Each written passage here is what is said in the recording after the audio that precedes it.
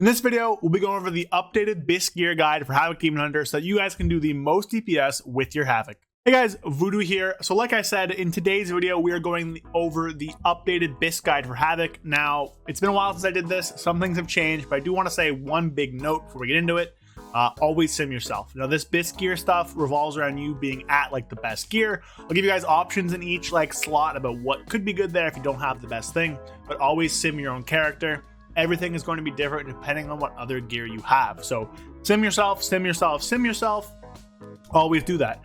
Second thing, make sure you like the video, make sure you comment, make sure you subscribe, help spread the video to more people, help grow the channel. I appreciate all of you guys. Follow me on Twitch, become a channel member if you want to support me, join the Discord, all that stuff. And finally, if you're watching this the Monday it comes out, I'm away camping. I'm gone camping until the Thursday, which I believe is like the 17th of August. So if you have any comments or questions, I'll answer those when I get back. If you have any questions, go to my Discord or the Havoc Discord. Now, with that out of the way, let us jump into it. So, starting off with our gear. So, the first and most important thing is obviously going to be your tier set. So the tier set this time around, obviously in Shadowlands and Dragonflight, comes in 5 slots.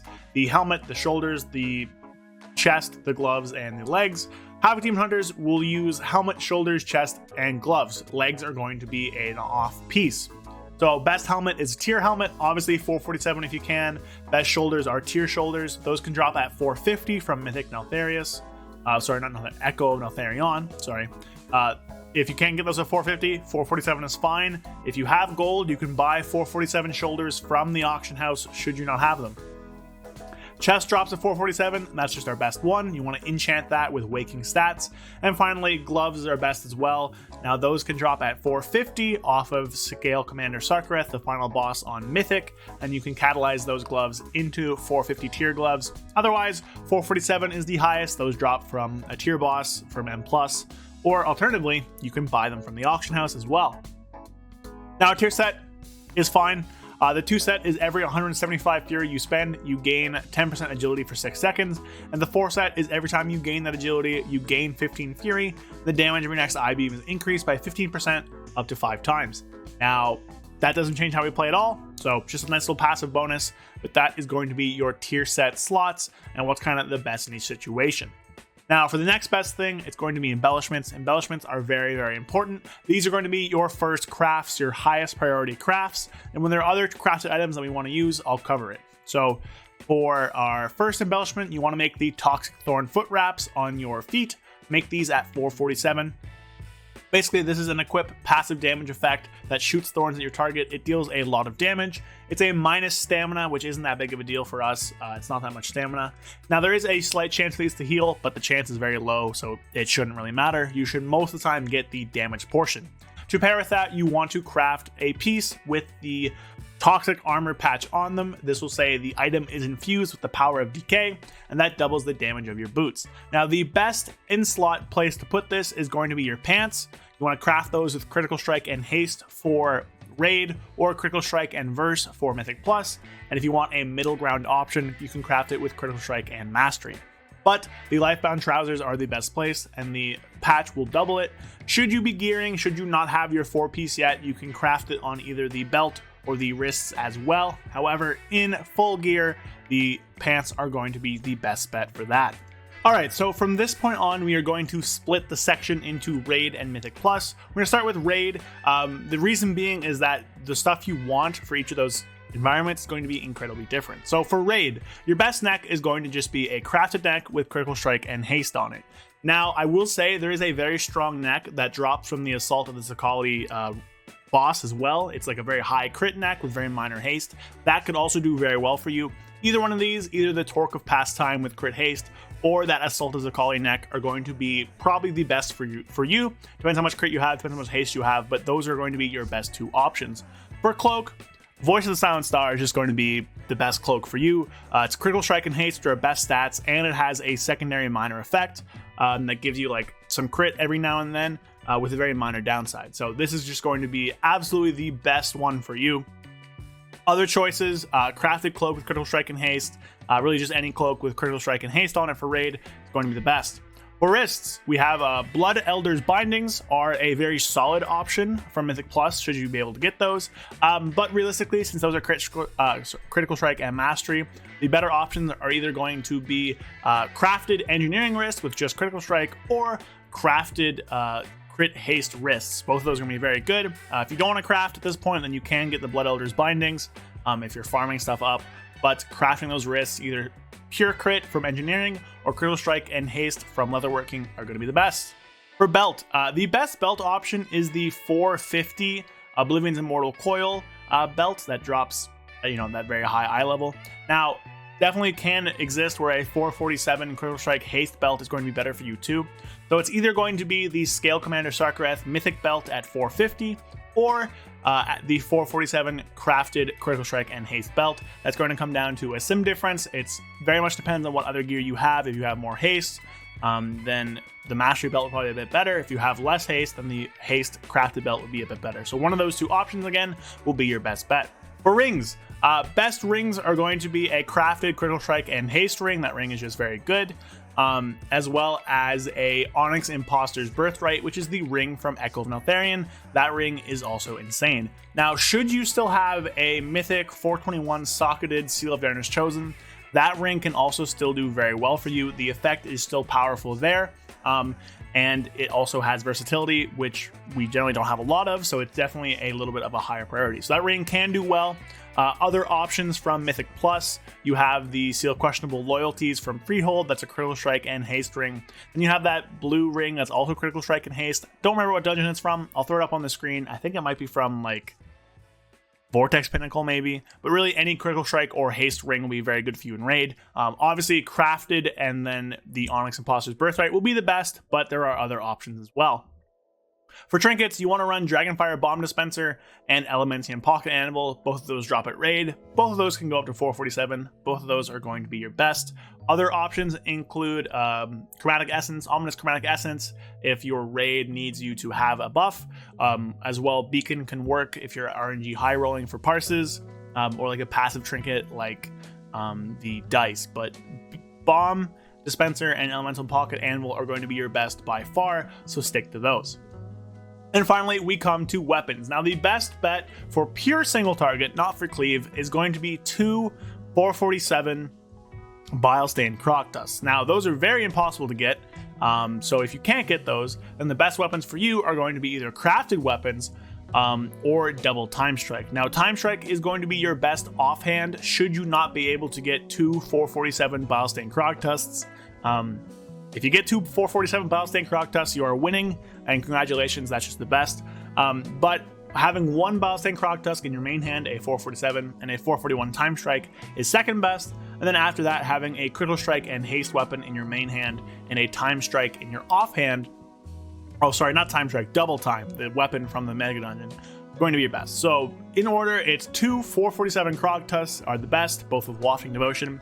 Then it's 1 447 Croctus with Wafting and 1 441 Double Time with Wafting. And then below that, it's 1 447 Crit Haste weapon, probably crafted with Wafting, and 1 Time Strike Double Time 441 weapon with Wafting. And below that, it's just having an offhand of the Bile-Stained Croctus.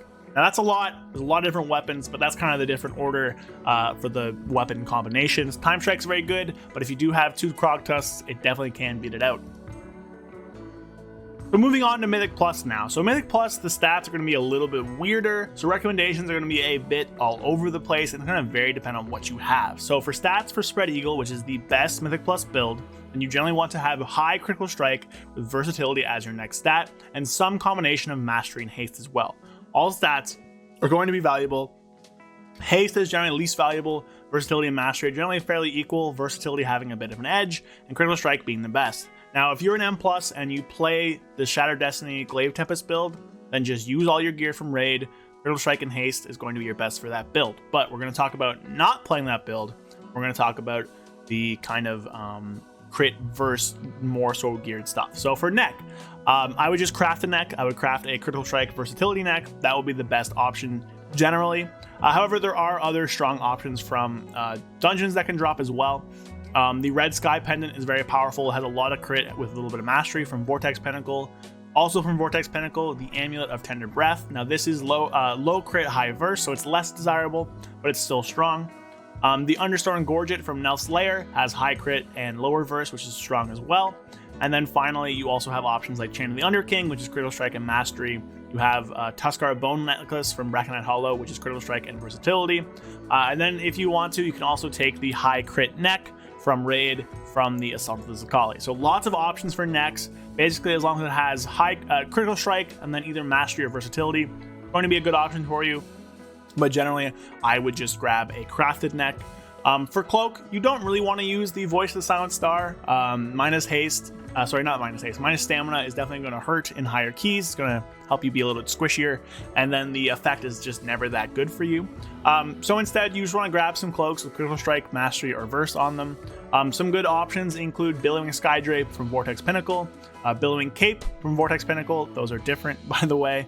You can also grab like Putrid Carapace from Nel's Lair. You can grab like a Kinslayer Shawl, which is our catalysted cloak, has a lot of high mastery on it.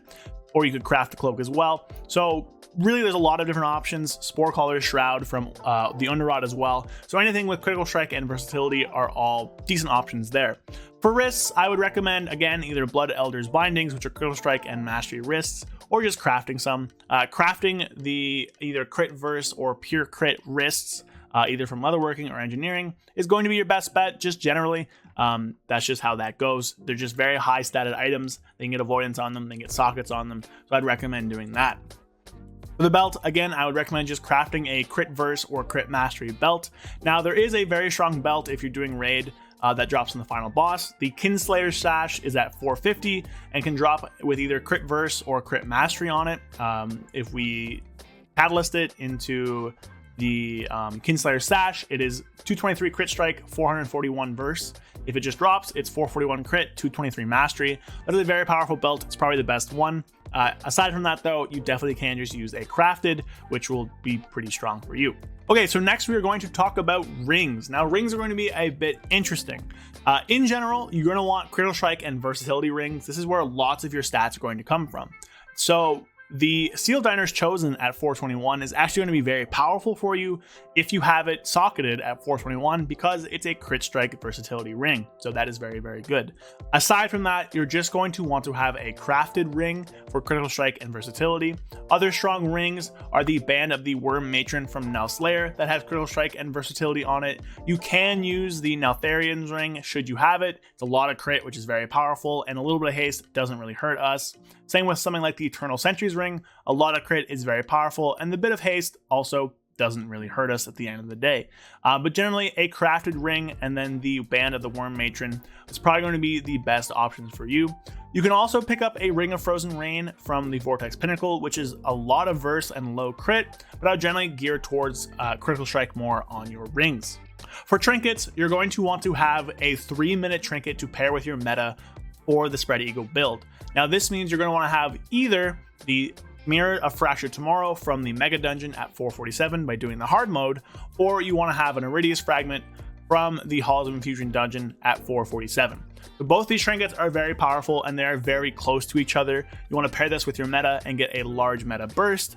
Basically, what's going to happen is that the Iridius Fragment is going to be better for you if you are valuing that big burst window more, that 3-minute burst, because it's stronger within that window. It gives you a lot of primary stat in that window and a little bit of mastery outside of it.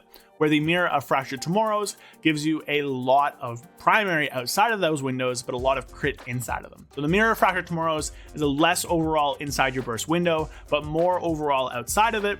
And the Iridius Fragment is more overall in your burst window and less overall outside of it. They're both fairly equal.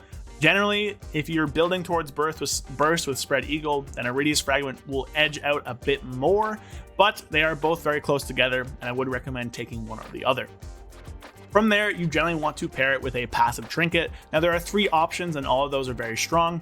The best of them is probably the Ominous Chromatic Essence, which drops in the raid. Now, this can give you just a large amount of crit, basically, or verse or mastery. You can sim it, but I would recommend crit. And then also gives you a bonus and your allies a bonus if there are other people in your party with this trinket equipped. Other good options that don't drop from raid necessarily are going to be the dice, Harlan's Loaded Dice. It just rolls and gives you crit, mastery, and haste, which is powerful and a good passive option. Finally, Netherian's Call to Chaos, our Clash Trinket, can also do well for you. Now, this one is a bit of a random proc. Theoretically, at 457, it is the highest damage option, but it is a bit random when it can proc. It can proc at the end of packs and causing it to waste a bit.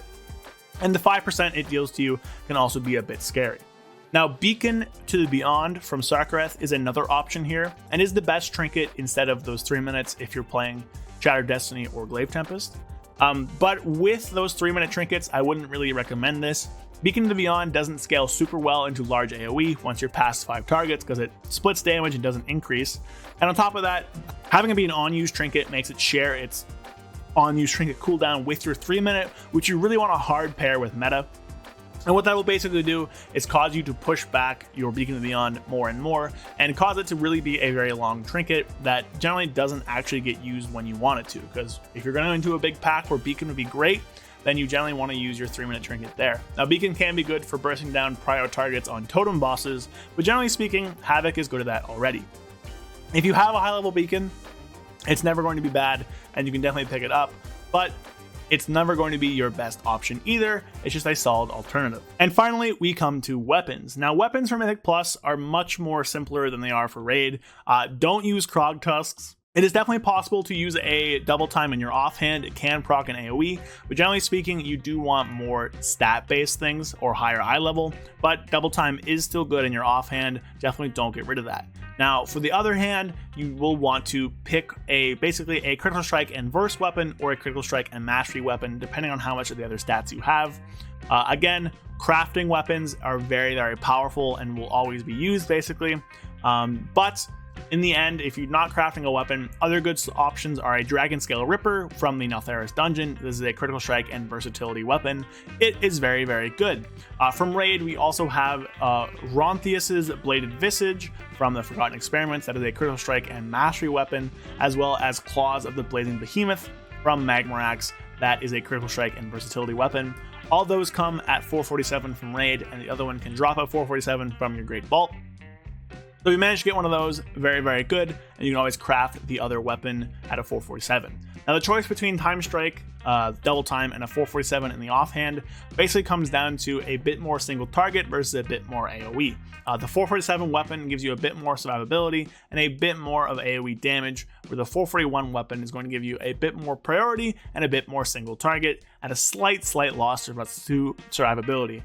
Realistically, both these weapons are fine. The difference is going to be incredibly minor and just end up using what you have. Now, in Raid, where we use Wafting Devotion, and plus, you're going to want to use Sophic Devotion on both your weapons.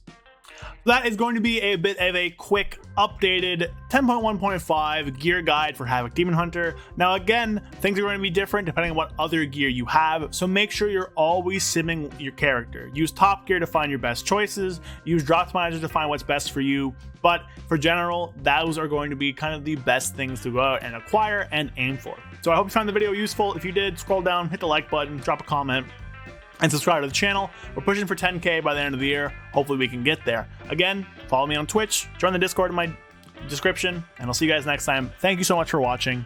Peace. A big thank you to my channel members, 121, Payne, Andrew Kunel, Joshua O'Connell, Brad Wisniak, Zuligan, James, Oxclamation, It's Bulk, Flapjack67, Angelo, and Spaghetti. A big shout out to all you guys. Thank you guys so much for all the help. If you want to become a channel member and help support me, maybe make better and better videos, or just work on getting new stuff out, you also get exclusive perks, exclusive access to parts of my Discord, exclusive access to VOD review, some scripts, exclusive emotes, stuff like that. And then consider following the link in the description, become a channel member, and help me out. Of course, you don't have to, but I really appreciate it. Anyways, thank you for watching the video, and I'll see you guys next time. Peace.